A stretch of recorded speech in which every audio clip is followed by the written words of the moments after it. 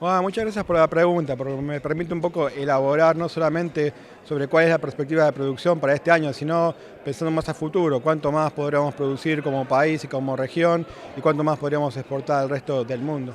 Lo que hemos hecho durante los últimos años es trabajar en estimar cuál es la actual brecha de productividad para los principales cultivos de la región, entendiéndose al maíz, la soja y al trigo.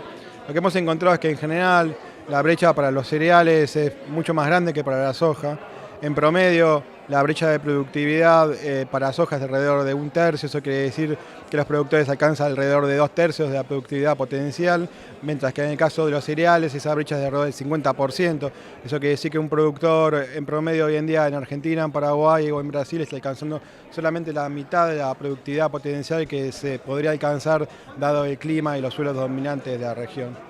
Eso por un lado nos sirve como diagnóstico para entender que todavía tenemos mucho para hacer para aumentar la productividad, pero por otro lado representa una oportunidad para producir más, para generar un impacto económico y de esa manera poder llevar beneficios sociales y económicos para tanto a nivel de Argentina como al resto de los países. Ahora bien, ¿cómo podemos cerrar esa brecha de productividad? Lo que sabemos es que hay una brecha generalizada, pero los factores que explican esa brecha son locales, lo cual haría un desafío y también una necesidad de entender que no hay soluciones mágicas ni que funciona a través de todos los ambientes de la región.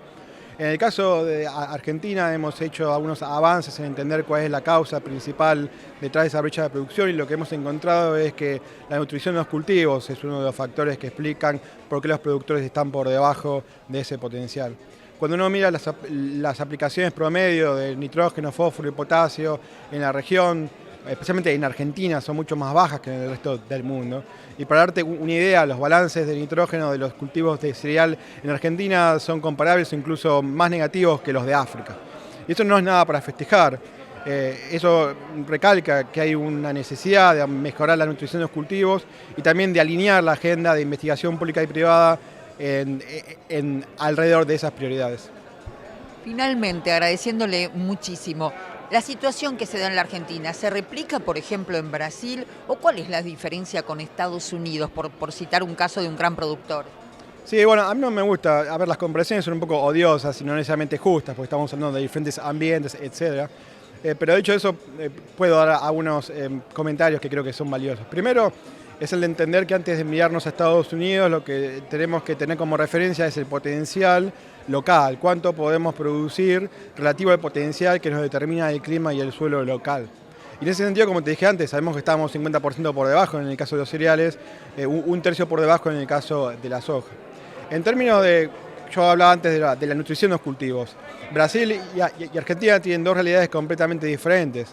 Cuando uno mira, por ejemplo, en el caso de la soja, el promedio de aplicación de fósforo elemental en soja de Argentina son 5 kilos, los puedo contar con los dedos de mi mano. En el caso de Brasil es muchísimo más, son por lo menos 10 veces más, y de hecho tienen una situación de exceso de fósforo en muchos casos. Con lo cual, lo que te decía antes, la solución no es mágica y no aplica a todos los ambientes. Hay países donde hay que mejorar la nutrición de cultivos y otros donde no necesariamente es el caso, como es en Brasil, donde quizás otras cosas sean más importantes que aumentar las dosis de fertilizantes. Muchísimas gracias, como siempre. Gracias a ustedes, y un placer siempre estar en Argentina y aportar mi granito para eventualmente hacer una agricultura más productiva y más sustentable.